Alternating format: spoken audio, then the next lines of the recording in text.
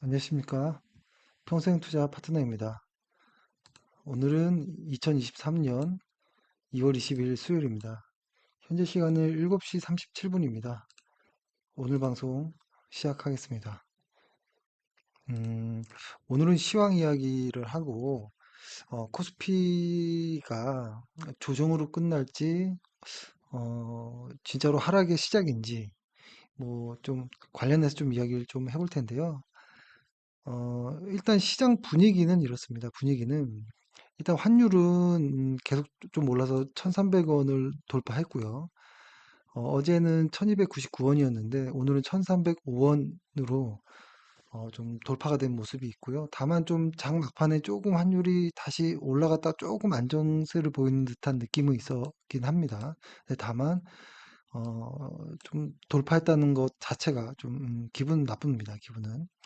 오늘 시장 분위기는 어땠냐면 밤사이 미국 증시가 이제 이렇게 하락하고 분명히 우리 시장도 하락하겠네 이런 분위기가 좀 많이 있었고 근데 그거에 대한 내용들이 이런 거였습니다. 이번 주 FOMC 의사록 공개, 뭐 PC 발표, 뭐 이런 것들을 앞두고 경계감이 높아졌다 이런 내용들이 좀 있었고 이것을 좀 이렇게 정리해 보면 이런 뉴스들이 좀 많았습니다. 지정학적 긴장, 우크라이나와 러시아와의 어떤 이런 긴장감이 좀 높아졌다라는 것, 그리고 금리가 계속 좀 상승하고 있다는 것, 최근. 이런 부분이 있었고, 그 다음에 더해서, 실적이라도 좀 좋아야 될 텐데, 가이던스들이 좀 약해지고 있는 것 아닌가, 이런 모습도 있었고요. 한국 증시 같은 경우에는 최근에 많이 올랐던 2차전지나 뭐 시클리컬 중심에서, 뭐 차익 실현의 모습들이 좀 나오는 부분들이 있었거든요. 이것을 차트를 보고 좀 이렇게 이야기를 해보겠습니다. 일단 이것은 뭐 여러 번 말씀드린 부분이 있는데요. 이 코스피의 이 갭자리를 돌파하고 나서부터 어제까지, 어제도 분산으로 보는 게 좀 좋은 것 같아요. 그래서 어제까지도 한 7차례 정도 분산이 나오고 오늘 좀 강한 갭으로 좀 하락하는 모습이 나왔거든요. 근데 보통 이 갭은 뭐 메우라고 있는 것이다라고 할 정도로 금세 메워지는 경우들이 많이 있거든요. 근데 이번에는 조금 오랫동안 메워지지 않아서 이 갭을 기반으로 계속 우상향하려나 이런 생각을 했는데 메워질 것 같은 이런 분위기가 좀 있고요. 이 메우고 바로 갈지 혹은 이렇게 조금 더 하락할지 이건 아직 모르겠습니다. 근데 다만 어제 말씀드렸던 것처럼 이 전저점, 이 주간 차트상의 이 전저점이 이렇게 올라가고 있잖아요. 근데 이렇게 조정받더라도 좀 올라간다면, 이 전저점이 올라간다면 자연스러운 조정이었구나라고 할 수도 있을 것 같아요. 근데 다만 이 전저점이 깨진다면 이거는 이제 좀 다른 이야기가 되거든요. 근데 그렇게 되려면 여기 이 과매도 영역을 이렇게 퐁당퐁당 빠질 것이 아니라 뭐 요 정도라도 과매도 영역에 들어간 듯 만 듯 하면서 이렇게 바로 빠져나오는 모습들이 좀 나오는 게 좋습니다. 특히 이 파란 선을 기준으로 이 파란 선 아래에 주가가 있을 때랑 이 위에 주가가 있을 때 이 보조지표를 보는 게 조금 다르긴 한데요. 이 위에서 이 파란 선 위에서 이 MACD가 아니 이 스토캐스틱이 돌아서 탁 치고 나갈 때는 그때는 매수하기 좋은 구간이니까요. 그래서 장기적으로 보면 분명히 아직은 바닥권에 있는 것 같지만 지금 단기적으로는 어떤 조정들을 이렇게 조금 만들면서 가는 것인지 좀 봐야겠죠. 오늘 수급 주체 일별로 좀 보면 좀 특이한 모습이 좀 있는데요. 오늘 개인 투자자들 같은 경우에는 코덱스 레버리지라든지 코스닥 레버리지라든지 이게 레버리지에 베팅을 하는 모습들이 있었고 외국인 같은 경우에는 인버스들이 많죠. 여기도 인버스가 있고 기관 투자자들도 마찬가지였습니다. 기관 투자자들도 인버스가 꽤 있거든요.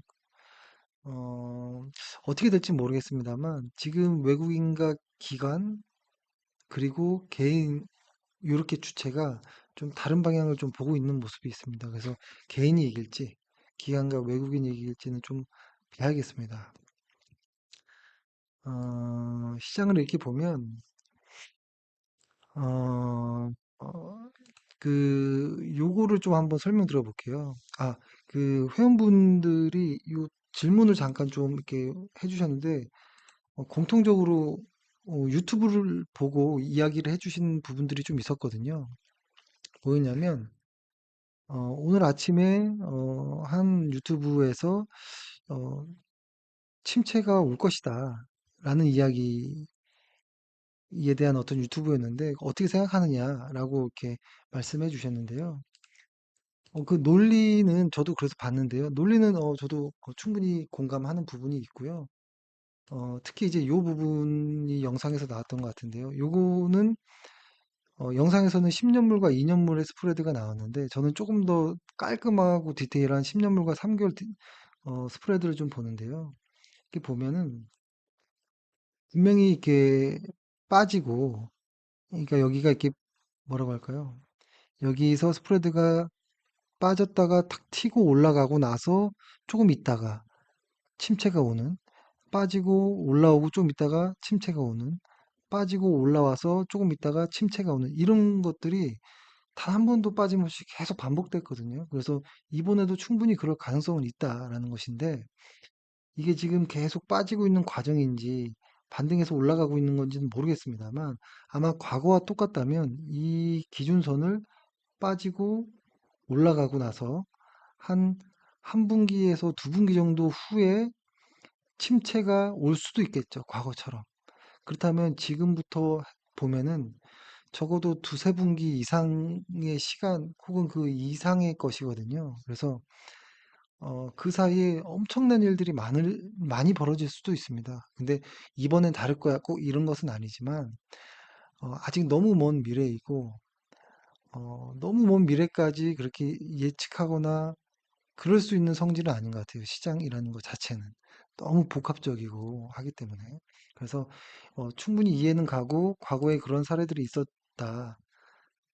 그리고, 근데 약간 찜찜한 건 항상 그것을 어떤 수학 공식처럼 이렇게 대입하는 것에 대한 찜찜함도 있습니다. 근데 여태까지 빠짐없이 그랬기 때문에 또 무시할 수도 없는 거거든요. 그래서 신경은 쓰되 너무 먼 이야기라서 경계는 하지만 지금 당장 뭐 오늘 내일 뭐 이렇게 겁먹는 것은 조금 아니지 않을까라는 생각을 했고요. 그 다음에 요거 중기체 관련해서도 이야기가 있었는데요. 요거에 대한 이야기를 조금 시장을 보면서 같이 이야기를 해볼게요. 뭐냐면 그때도 한번 말씀드렸잖아요. 제가 그 코스피 지수를 이렇게 볼 때 코스피 지수가 이렇게 왔죠. 이렇게 왔는데 보통 이거보다 조금 더 선행해가지고 달러 대 유로가 먼저 좀 움직인다라는 말씀을 드렸던 것 같아요. 이렇게 해서 얘는 이렇게 왔죠. 벌써 이렇게 왔죠. 그래서 뭐 100%는 아니지만 저는 이렇게 코스피 이렇게 시황을 볼 때는 달러 대 유로 환율을 좀 먼저 봅니다. 이것이 시차를 두고 코스피에 적용되는 경우들이 거의 많았거든요. 근데 이것보다 조금 더 빠른 게 저는 어, 코덱스 구리였던 것 같아요. 구리. 구리는 어떻게 나왔냐면 지금 잘 안 보이죠? 구리는 이미 먼저 꺾이고 먼저 돌아섰다라는 것이죠. 다시 한번 해볼까요? 구리는 먼저 여기서 이렇게 꺾이고 먼저 돌아서기 시작했다라는 거. 그 다음에 달러 대 유로. 달러 대 유로는 그 달러 대 유로는 다가 여기서 꺾이고 아직 돌지 않았죠. 코스피. 코스피는 좀 더 느렸네요. 그죠? 코스피는 이만큼 와서 여기서 꺾이는. 그래서 저는 이렇게 좀 많이 활용을 했던 것 같아요. 일단은 코스피가 코스피보다 달러 대 유로 환율이 먼저 좀 선행하는 모습이 있었고 그거보다 조금 더 빠르게 구리가 좀 먼저 좀 움직이는 모습들을 많이 봤거든요. 그래서 요렇게 좀 순서대로 보는 거죠. 근데 코스피는 최근에 꺾였죠. 근데 그 전에 달러 유로 꺾였고, 구리는 벌써 1월 말에 꺾였고, 근데 벌써 구리는 먼저 돌아서기 시작했거든요. 그래서 아무래도 순서는 이렇게 되겠죠. 구리가 돌아섰고, 그 다음에 달러 유로가 돌아선다면, 코스피도 곧 돌아서겠네. 근데 그 시차를 반영하면 한 1, 2주 정도는 그럴 수도 있겠다라는 생각을 하는데, 오늘 한 회원분께서 어느 유튜브에서 미국채 IF 중기채를 에 대한 이야기를 하셨는데, 그 내용은 뭐였었냐면, 저희가 그때 언제였나요? 제가 그때 지지난 주말이었었나요? 그때 군산 여행을 갔다가 군산 영풍문고에 갔다가 요 책을 하나 사왔고 이 책을 한번 좀 뭐 괜찮은 책이다 이렇게 말씀드린 적이 있는데요. 이 책에 나왔던 내용이긴 하거든요. 근데 요 레리 윌리엄즈는 사실 그 좀 오래됐습니다. 이 사람의 내용들을 PDF 파일이나 뭐 번역된 자료 혹은 뭐 윌리엄스 퍼센트 R이라는 보조지표 설명 자료로 조금 이렇게 약간 퍼즐식으로 이렇게 조금씩 조금씩 이렇게 많이 듣던 내용인데 그래도 좋은 책이 좀 번역돼서 좀 좋았는데요. 이 책에 내용이 나와 있는데요. 뭐냐면 해외 차트를 좀 보고 설명드리면 중기채를 눌러놓고 보면 이런 겁니다. 어, 중기채니까요.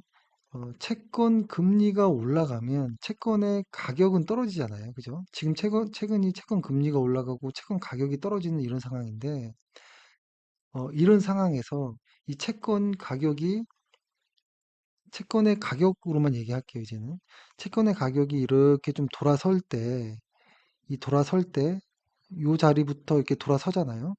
요 돌아서고 나서 S&P 500을 매수를 했을 때 수익률이 좋았다라는 것이고 거기 안에서도 무슨 요일은 좀 제거하고 확률이 높은 요일에 샀을 때는 더 승리할 확률이 더 높았다 뭐 이런 내용인데요.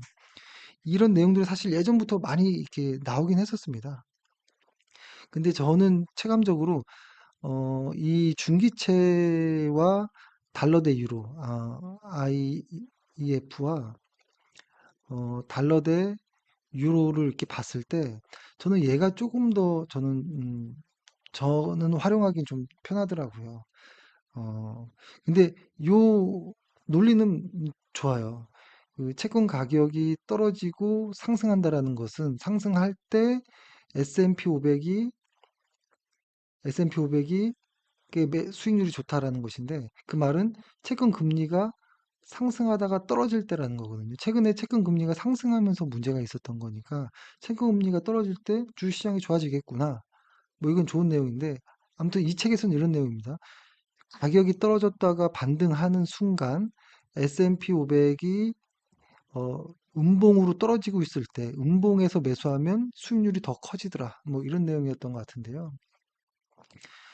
뭐 저는 사실 뭐 이렇게 퀀트식의 어떤 프로그램 매매를 그렇게 좋아하진 않거든요. 좋아하진 않는데 만약에 나중에라도 이쪽이 정말 확실하다라고 하면 이쪽으로 다 전향할 마음도 있습니다. 이렇게 마음을 닫아놓은 건 아니란 뜻입니다.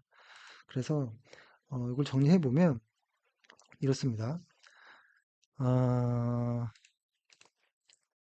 정리해 보면 일단은 최근에 코스피가 확실히 최근에 이렇게 떨어졌는데 선행에서 달러 유로라든지 미국의 중기채도 이미 떨어지기 시작했었습니다. 이전부터. 그래서 코스피도 조정이 들어올 수 있겠구나. 왜냐하면 분산도 6회 혹은 7회 정도까지 나온 마당에 그 분산의 매물이 늘 해소하지도 않고는 올라가기 어려우니까요. 그런 와중에 떨어졌고, 근데 이것이 언제 올라갈까라고 생각했더니 이미 이미 먼저 떨어지고 바닥을 잡고 올라가고 있는 구리가 있는 걸 보면 이번 조정은 하락보다는 그냥 조정으로 마무리될 수 있겠다. 다만 어디까지 빠질지는 모르겠습니다. 빠질지 모르겠지만 어, 우리가 돌아섰고 다음에 달러 유로가 돌아서는 모습을 확인한다면 괜찮지 않을까? 이런 생각입니다. 달러 유로가 지금 이렇게 모습이 나와 있죠. 이것이 이렇게 돌아 나간다면, 뭐 적어도 5일, 10일 정도 이평선을 올라탄다면 괜찮겠죠. 근데 보조지표상 이렇게 보면 이게 과매도 영역에 슥 들어왔거든요. 그리고 얘도 이렇게 슥 올라가는 모습이 보이는 거 보니까 조정일 수도 있겠다. 이것이 언제 채워질지 모르겠지만 채워지고 코스피를 좀 접근하는 것도 괜찮겠다. 혹은 이 중기체가 방향을 틀었을 때, 이 중기체가 방향을 틀었을 때 확인하고 어, 다시 시장에 진입하는 것도 재진입하는 단기적으로는 그것도 괜찮겠다. 근데 장기 투자하는 분들은 그냥 무시하셔도 되고 오히려 지금이 좋은 매수 구간일 수도 있지 않을까 이런 생각도 합니다. 예. 아, 그리고 어떤 분께서 노바렉스 관련해서 요거는 제가 다음에 한번 말씀드리겠습니다. 시간이 됐네요, 벌써. 예. 오늘 고생하셨습니다. 감사합니다.